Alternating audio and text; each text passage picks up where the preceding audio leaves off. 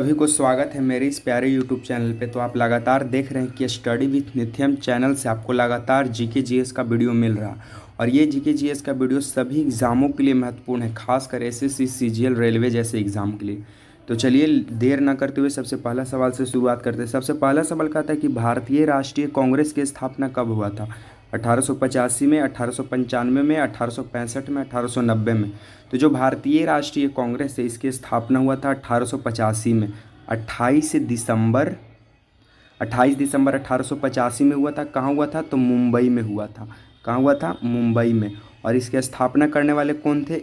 ए O Hume थे। इसके स्थापना करने वाले कौन थे? ए ओ ह्यूम। और इसके पहले अध्यक्ष बने थे WC बनर्जी। और पहला मुस्लिम अध्यक्ष बने थे बदरुद्दीन तैयब जी। तो भारतीय राष्ट्रीय कांग्रेस की स्थापना 28 दिसंबर 1885 को मुंबई में होता है। स्थापना करने वाले ए ओ ह्यूम होते हैं। इसके पहले अध्यक्ष WC बनर्जी बनते हैं। पहला मुस्लिम अध्यक्ष बदरुद्दीन तैयब जी बनते हैं। चलिए सेकंड नंबर क्वेश्चन की ओर आगे बढ़ते हैं। सेकंड नंबर क्वेश्चन कहता है कि निम्नलिखित युगों में से सिंधु सभ्यता किस युग में पड़ती है? ऐतिहासिक काल में, प्रागैतिहासिक काल में, उत्तर ऐतिहासिक काल में, आदि ऐतिहासिक काल में। तो ये सिंधु सभ्यता जो है ये आदि ऐतिहासिक काल में पड़ता है। आदि ऐतिहासिक काल उस काल को कहते हैं जिसमें पूरा तात्विक साक्ष्य साथ में लिखित साक्ष्य मिला हो। लेकिन जो लिखित साक्ष्य मिला हो उसे पढ़ा ना जा सके उसे आदि ऐतिहासिक काल कहते हैं। और इसे कांस्य सभ्यता भी कहते हैं। इसे कांस्य सभ्यता कांस्य सभ्यता किसे कहते हैं? इसी आदि ऐतिहासिक काल को ही कांस्य सभ्यता कहते हैं। चलिए थर्ड नंबर क्वेश्चन की ओर आगे बढ़ते हैं।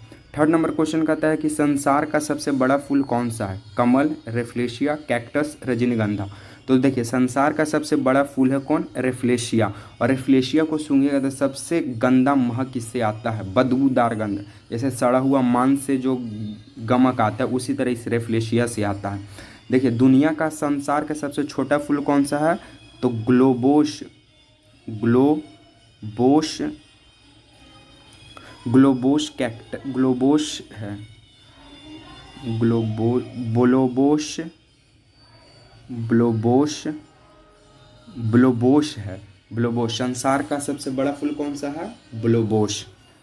चलिए 6 नंबर क्वेश्चन की ओर आगे बढ़ते हैं। 6 नंबर क्वेश्चन कहता है कि दिल्ली के किस सुल्तान को उसकी उदारता के कारण लाक्ष बख्श पुकारा जाता है? कुतुबुद्दीन ऐबक, इल्तुतमिश, गयासुद्दीन तुगलक, अलाउद्दीन खिलजी। तो देखिए तो जो लाक्ष बख्श पुकारा जाता है उसे कुतुबुद्दीन ऐबक को पुकारा जाता है। देखिए लाक्ष बख्श किसे कहते हैं? तो जो लाखों का दान देने वाला है उसे लाक्ष बख्श कहा जाता है। तो लाक्ष बख्श किसे कहा जाता है? कुतुबुद्दीन ऐबक को। आई जो इल्तुतमिश है ये कुतुबुद्दीन ऐबक का दामाद था। दामाद कौन? इल्तुतमिश। किसका? कुतुबुद्दीन ऐबक का। और इल्तुतमिश जो है गुलाम वंश का भी संस्थापक माना जाता है। तो दिल्ली पे पहला शासन करने वाला व्यक्ति कौन था? इल्तुतमिश गुलाम वंश का था। चलिए 5th नंबर क्वेश्चन की ओर आगे बढ़ते हैं। 5th नंबर क्वेश्चन कहते हैं कि भारत में राष्ट्रीय आय का संकलन कौन करता है? योजना आयोग, वित्त आयोग, भारतीय सांख्यिकी संगठन या केंद्रीय सांख्यिकी संगठन। तो देखिए भारत में राष्ट्रीय आय का जो संकलन करता है वो केंद्रीय सांख्यिकी संगठन करता है। और केंद्रीय सांख्यिकी संगठन का जो जनक है वो है PC महानलोबिस यानी कि प्रशांत चंद्र महानलोबिस। चलिए 6 नंबर क्वेश्चन की ओर आगे बढ़ते हैं। 6 नंबर क्वेश्चन कहता है कि चमगादड़ निम्नलिखित में किस कारण से अंधेरे में उड़ सकता है? वे अंधेरे में वस्तुओं को देख सकता है, उनकी टांग कमजोर होती है, वे रोशनी की कौंध उत्पन्न करते हैं या वे पराश्रव्य तरंग उत्पन्न करते हैं। तो जो चमगादड़ वे पराश्रव्य तरंग उत्पन्न करते हैं। और पराश्रव्य तरंग जो है पराश्रव्य तरंग ये 2000 हर्ट्ज से ऊपर की तरंगें होती हैं। पराश्रव्य तरंग जो है 2000 हर्ट्ज से ऊपर की तरंगों को पराश्रव्य तरंग कहते हैं। इसे मनुष्य की जो कान है वो नहीं सुन सकता। और पराश्रव्य तरंग को जो है इसे सोनोग्राफी भी कहा जाता है। सोनोग्राफी भी कहा जाता है पराश्रव्य तरंगे को। चलिए 7 नंबर क्वेश्चन की ओर आगे बढ़ते हैं। 7 नंबर क्वेश्चन कहता है कि किस देश में कुल क्षेत्रफल का सर्वाधिक प्रतिशत वनाच्छादित है? गुयान, जापान, इंडोनेशिया, सूरीनाम। तो देखिए सब ये है सूरीनाम में। देखिए दुनिया में सबसे ज़्यादा वन कहाँ है? तो वो है रूस में। उसके बाद भारत का कितना नंबर है? तो 10वां नंबर है पूरे वर्ल्ड में वन के मामला में। भारत में भी सबसे ज़्यादा वन कहाँ है? तो MP में है। सबसे प्रतिशत में अधिक वन कहाँ है भारत में? तो वो है मिजोरम में। चलिए 8 नंबर क्वेश्चन की ओर आगे बढ़ते हैं। 8 नंबर क्वेश्चन कहता है कि फलों को कृत्रिम रूप से पकाने के लिए प्रयुक्त gas acetylene, methane, ethane, butane.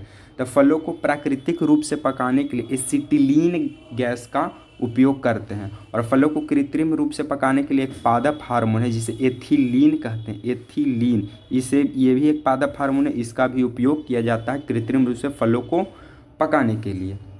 और देखिए ये जो मीथेन गैस है ये गोबर गैस में पाया जाता है, जो गाय जो गोबर देती है उसमें ये पाया जाता है, धान की खेती से भी निकलता है मीथेन गैस। चलिए 9 नंबर क्वेश्चन की ओर आगे बढ़ते हैं। 9 नंबर क्वेश्चन कहता है कि भारत की सबसे लंबी सुरंग जवाहर टनल किस राज्य में स्थित है। तो जो जम्मू कश्मीर, महाराष्ट्र, कर्नाटक, हिमाचल प्रदेश। तो भारत की सबसे लंबी सुरंग जो जवाहर टनल है ये जम्मू एंड कश्मीर में है। ऐसे भारत का सबसे लंबी सुरंग में पीर पंजाल भी आता है, अटल भी आता है, अटल जो इसी में है ये आता है। चलिए इस एपिसोड का 10 नंबर क्वेश्चन की ओर आगे बढ़ते हैं। 10 नंबर क्वेश्चन कहता है कि इंसुलिन की कमी के कारण से कौन सा रोग होता है। बेरी डायबिटीज, कैंसर, एनीमिया। तो इंसुलिन की कमी से डायबिटीज होता है, और डायबिटीज क्यों होता है, अगर हमारे शरीर में रक्त में ग्लूकोज की मात्रा अधिक हो जाती है तो डायबिटीज होने लगती है, और इसीलिए हम लोग क्या डायबिटीज को ठीक करने के लिए इंसुलिन का इंजेक्शन लेते हैं। इसमें रक्त की जो मात्रा है, रक्त में जो शर्करा की जो मात्रा है वो अधिक हो जाती है, और जो बीटा सेल है इससे इंसुलिन जो है कम रिलीज होने लगता है, तब भी डायबिटीज रोग होता है। एनीमिया आप लोग जानते हैं बेरी विटामिन बी की कमी से होता है, और एनीमिया किसके कमी से होता है आप लोग इसका कमेंट करेंगे। तब तक के लिए जय हिंद, मिलेंगे नेक्स्ट वीडियो में।